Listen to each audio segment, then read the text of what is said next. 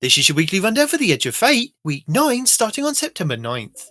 The new update of Ash and Iron begins this week, as we embark on stopping the Conductor's forces by heading back to the Plaguelands, the snow-covered destination from Destiny's Rise of Iron expansion. This new update brings with it a new activity called Reclaim the Plaguelands. Pinnacle Ops will see the addition of 3 dungeon layers from Destiny 2's past, and a new exotic mission called Warsat Heist. The Iron Battle Axe relic from the original Destiny makes its return, and this time possibly as an exotic heavy weapon. Plus the addition of Guardians being able to bring Briggs to the fight in PvE.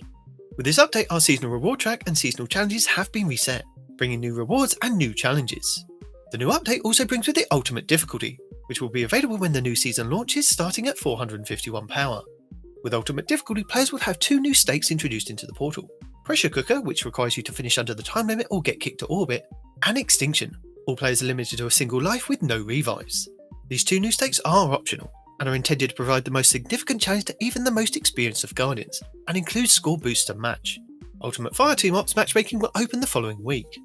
With the Ash and Iron major update, Bungie are also introducing a new way to acquire cosmetics from expired seasons and reward passes. Located in the town next to the Monument to Lost Lights, you'll be able to visit the Monument to Seasons Pass, aka the Seasonal Archive, the home of archive passes. These archive passes give you access to armour ornaments, accessories, and much more from their respective seasons or reward pass.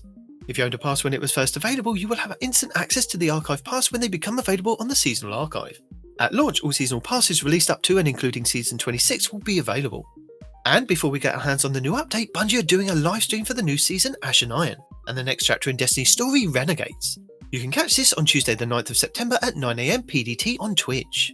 In the portal, Crucible Ops will be competitive, control, and a variant of cutting edge. Trials of Sarge returns at the weekend on September 14th. With other non-featured modes of 3v3 Dominion and 6v6 Clash found over in the Crucible Director.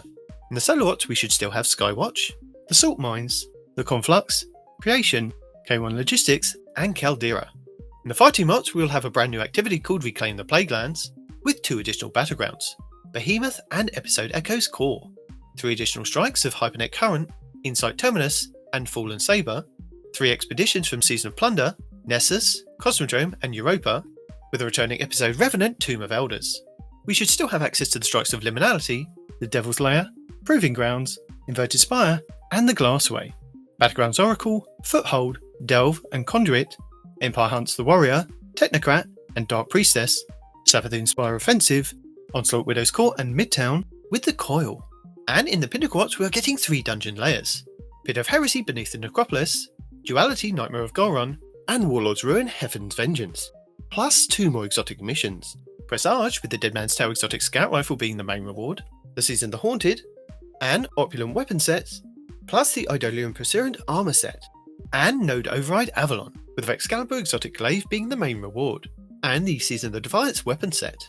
Returning in the Pinnacle Ops exotic missions should be Star-Crossed, with the Wishkeeper exotic bow being the main reward, and the Season the Wish weapon set, the Whisper, with the Whisper of the Worm exotic sniper being the main reward, Kel's Fall, with the Slayer's Fang exotic shotgun being the main reward, and Encore, with the Choir of One auto rifle being the main reward. On Kepler, featured mission 1 this week will be Quarantine, and featured mission 2 will be Message.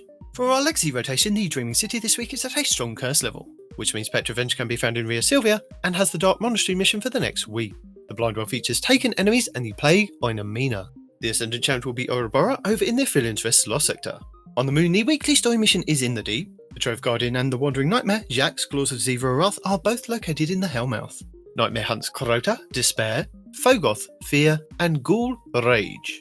The Altars of Sorrow will start this week's rotation with the Nightmare of Fogoth and the Blasphemer Shotgun. On Europa this week, Praxis the Technocrat will be the Empire Hunt, Cadmus Ridge will be the Eclipse Zone, and the Exo Challenge will be Safeguard. Dares of Eternity Expert difficulty rounds are Hive, Fallen, and Valister Arc. The Scatterhorn armor set and the Wild Hunt armor set will be available in Dares of Eternity with Weapon Set 1.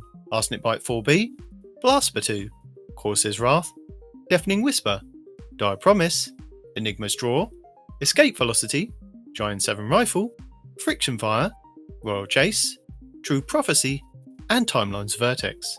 The Witch Queen weekly story mission is The Ritual, Altar of Reflections Catalyst, and Altar of Reflections Pact. The Wellspring activity will start the week on Defense, with a Void Sniper, Father Sin, and Zurich Scorn Raider as the boss. The Lightfall weekly mission is Breakneck, the Partition mission will be Hard Reset, and the Vex incursion will be Liming Harbour. In the Pale Heart, the exotic mission Dual Destiny is still available for teams of 2 Guardians. where you can farm the mission to earn as many new prismatic exotic class items as you like. The 12 Guardian Match-Made Excision mission is also available, with the Grandmaster version granting the Ergo Sum Catalyst and an Ascendant Shard.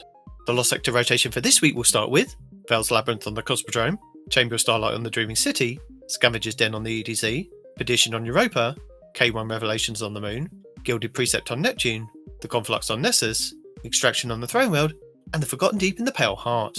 Also, with the Edge of Fate, all raids and all challenges are now available all the time, and at present there are also no featured raids or dungeons each week. The main ones available are the new raid, the Desert Perpetual, over on Kepler for tiered loot, and dungeon Sundered Doctrine, which can be found over in the Throne World, with the exotic linear fusion rifle Finality's Ager up for grabs.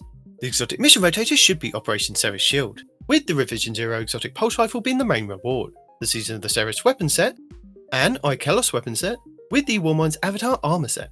The exotic missions, the Whisper and Zero Hour, will also be available in the Legends tab. And that's it for the first week of Ash and Iron. Thank you for watching. Allons-y.